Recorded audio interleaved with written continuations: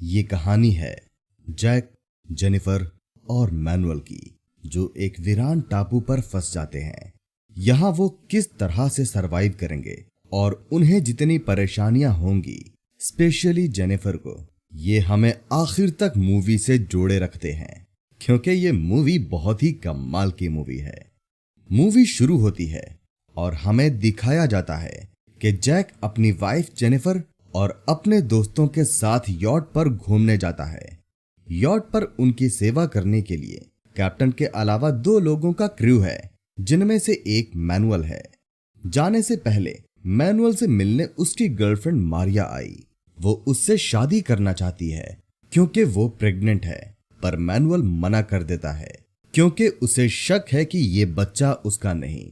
इस पर मारिया उसे मारती है और इन दोनों में झगड़ा होने लगा, लेकिन जाने टाइम वो मैनुअल से इसका बदला लेने को बोलती है। अब ये सब समंदर में होते हैं, जहां हमें जैक दिखाया जाता है। जैक एक पैसे वाला और घमंडी शख्स है। वो यहाँ मैनुअल से बहुत बदतमीजी से पेश आता है, इसीलिए मैनुअल की उससे कुछ खास नहीं बन रही थी। वहां मारिया मैनुअल की फोटो पे कुछ ब्लैक मैजिक परफॉर्म करती है और उसकी एक गुड़िया भी उसने बना रखी थी। इसी दौरान शिप पर जैक और जेनिफर इंटीमेट हो रहे थे। साइड वाले रूम में मैनुअल को उनकी आवाजें साफ सुनाई दे रही थीं। पहले तो वो इससे डिस्टर्ब हो रहा था, पर फिर वो इसे एंजॉय करने लगा और एक्साइटेड हो गया। अगले दिन जैक मैनुअल को फिर बुरा भला कहने लगा और उन दोनों में आर्ग्यूमेंट शुरू हो गए। ये देखकर कैप्टन मैनुअल को डांटता है और नौकरी से निकालने की धमकी देता है।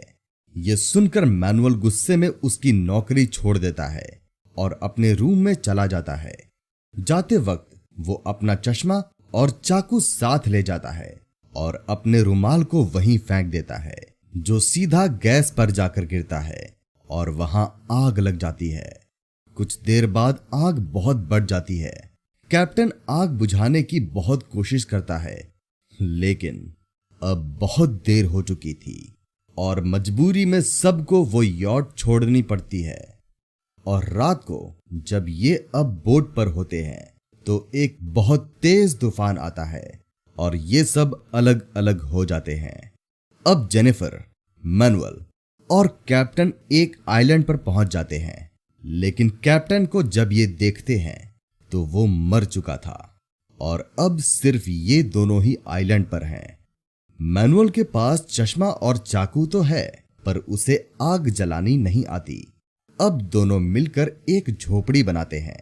जेनिफर देखने में बहुत ही अट्रैक्टिव और यंग थी और टापू पर इन दोनों के अलावा और कोई भी नहीं, लेकिन बावजूद इसके मैनुअल जेनिफर से कोई बदतमीजी नहीं करता।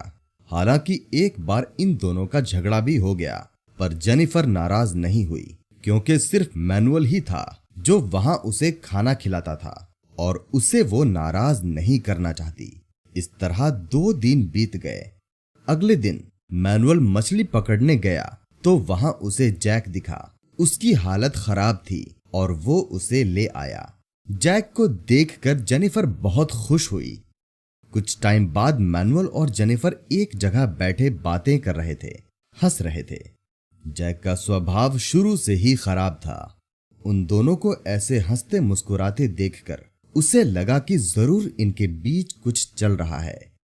जैक के पास लाइटर है तो अब ये लोग आग भी जला सकते हैं। अगले दिन जैक जानबूझकर जेनिफर को मैनुअल के साथ मछली पकड़ने भेजता है। ये सुनकर दोनों हैरान होते हैं और जब ये दोनों वापस आते हैं तो जैक ने अपने और जेनिफर के लिए एक अलग झोपड़ी तैयार की थी। मैनुअल और जेनिफर ये देखकर बहुत गुस्सा होते हैं, पर फिर भी मैनुअल जैक को कुछ नहीं बोलता। लेकिन इसके बाद भी जैक को जेनिफर और मैनुअल पर शक होता है। जेनिफर ने उसे बहुत समझाने की कोशिश की, लेकिन जैक नहीं माना। उसे अपनी पत्नी पर ही यकीन नहीं रहा और इसी चक्कर में जैक और मैनुअल का झगड़ा हो गया। तो मैनुअल उसे अब खाना नहीं देता, बदले में जैक भी उसे अपना लाइटर नहीं देता। जैक अब खुद मछली पकड़ने जाता है, पर उसे मछली पकड़ना नहीं आता और ना ही उसके पास कोई चश्मा है जिसके सहारे वो पानी में देख पाए। दूसरी ओर जेनिफर बहुत भूखी थी। मैनुअल ये देखकर उसे खाना ऑफर करता है, जिसे शुरुआत में तो जेनिफर मना कर देती है, लेकिन मैनुअल वादा करता है कि वो इसके बारे में जैक को कुछ नहीं बताएगा।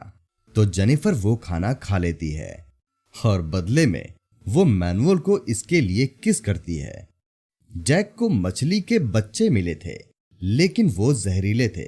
कुछ टाइम बाद उसे ये भी पता चल गया कि जेनिफर ने खाना खाया है और इसे लेकर वो मैनुअल पर गुस्सा होता है। अब अगले कुछ दिनों तक जैक और जेनिफर को खाने के नाम पर छोटी मोटी ही मछली मिलती थी। इसी बीच एक दिन जैक देखता है कि मैनुअल ने उसकी आग चुराई है। इस पर वो मैनुअल से झगड़ा करने लगता है। सजा के तौर पर उसकी मछली छीन लेता है। अगले दिन जैक मैनुअल का चश्मा चुरा लेता है। वो सो रहा था और जब वो उठता है तो ये देखकर उसे बहुत गुस्सा आता है। वो अब जैक की जान लेना चाहता है और मैनुअल जैक को मारने उसके पीछे जाता है।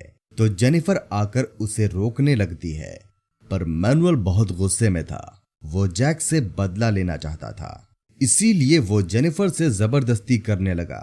जेनिफर शुरुआत में तो उसे रोकती रही, पर फिर वो भी इसे एंजॉय करने लगी और ये दोनों इंटीमेट हो गए। इसके बाद जेनिफर उससे वादा लेती है कि वो इसके बारे में जैक को कुछ नहीं बताएगा। मैनुअल वादा तो कर देता है, पर उसे अंदाजा था कि जैक को खुद ही इसका पता चल जाएगा। जब जैक फिशिंग करके वापस आया तो उसे पता चल गया कि दोनों के बीच जरूर कुछ हुआ है। मैनुअल का चश्मा चुराने के बाद भी वो शांत था और जेनिफर का बिहेवियर भी बदला हुआ था। जैक को बहुत ज्यादा गुस्सा आता है। वो जेनिफर को अपनी झोपड़ी से निकाल देता है, जिसके बाद मैनुअल जेनिफर को सहारा देता है। जैक अब अपना चश्मा बनाता है और धीरे धीरे वो फिशिंग करना भी सीख जाता है। जेनिफर अब मैनुअल के साथ है, तो इससे अब मैनुअल खुश है और वो दोनों अब डांस करने लगते हैं और उन दोनों को ऐसे साथ देखकर जैक को बहुत गुस्सा आता है। एक दिन जैक फिशिंग कर रहा था, तभी उसे वहां एक टूटी हुई बोट नजर आई, तो वो बड़ी मुश्किल से उसे लेकर बीच पर पहुंचा। मैनुअल और जेनिफर उसकी मदद के लिए आए, पर जैक अब उनकी कोई मदद नहीं लेना चाहता। वो अकेला ही इस आइलैंड से निकलना चाहता है। अगले पूरे दिन वो बोट रिपेयर करने में लगा रहा। रात को मैनुअल और जेनिफर स्विमिंग करने चले गए और वहीं पानी में ही इंटीमेट होने लगे। जेनिफर मैनुअल को बोट चुराने को कहती है। जैक छुपकर उन्हें देख रहा था। उसने उनका ये प्लान भी सुन लिया था। अगले दिन जैक जानबूझकर अपनी बोट छोड़कर फिशिंग करने चला गया। अच्छा मौका देखकर मैनुअल और जेनिफर बोट चुरा लेते हैं। जैक उन्हें रोकने की झूठी कोशिश करता है और उनके काफी दूर जाने के बाद हंसने लगता है। दरअसल उसने उस बोट में होल कर दिया था ताकि वो दोनों डूब कर मर जाएं। अब कुछ दूर जाते ही बोट में पानी भरने लगा। उन्हें जल्द ही जैक का प्लान समझ आ गया। इधर जैक ने मैनुअल के झोपड़े को जला दिया। जेनिफर और मैनुअल जब आइलैंड पर वापस आए तो जैक ने मैनुअल पर अटैक करके उसे घायल कर दिया। बहुत तैरने के कारण मैनुअल बिल्कुल थक चुका था। वो अपने बचाव में कुछ नहीं कर पाया, लेकिन फिर भी वो जंगल की ओर भागकर अपनी जान बचाने में कामयाब हुआ। जैक अब मैनुअल को मारने की तैयारी कर रहा था। उसने जेनिफर को भी वहीं बांध रखा था। तभी मैनुअल जंगल से वापस आकर जैक पर अटैक कर दिया, लेकिन जैक मैनुअल पर भारी पड़ रहा था। जेनिफर ने बड़ी मुश्किल से खुद को आजाद किया और वो दोनों जैक का ध्यान भटकाकर वहां से भाग गए।